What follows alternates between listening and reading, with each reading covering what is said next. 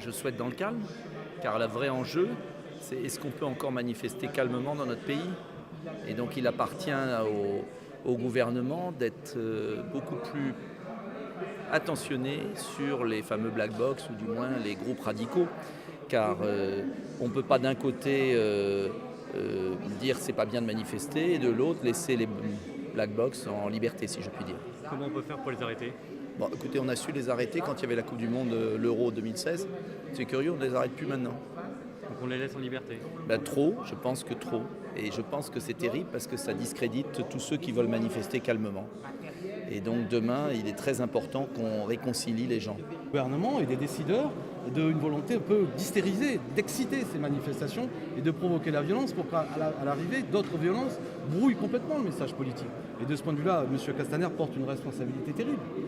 Déjà, on a l'impression qu'il subit les événements plutôt que vraiment il a une opinion très arrêtée sur ce que doivent faire les forces de l'ordre. Il refuse d'entendre toutes ces voix qui disent attention, la manière dont des objets inadaptés, selon moi, je pense à ces flashballs, etc., sont utilisés en permanence pour fabriquer de la violence.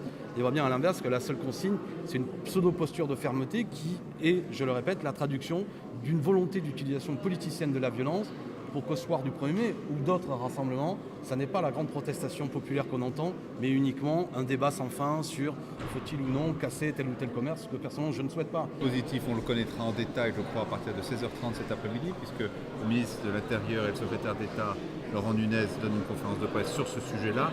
Je leur fais entièrement confiance. Ce sont eux qui sont à la manœuvre, ce sont eux qui ont la compétence. Ils ont démontré au cours des dernières semaines que le renforcement du dispositif de maintien de l'ordre et de sécurité manifestait une certaine efficacité. Je n'ai aucune raison de penser qu'il en soit différemment demain.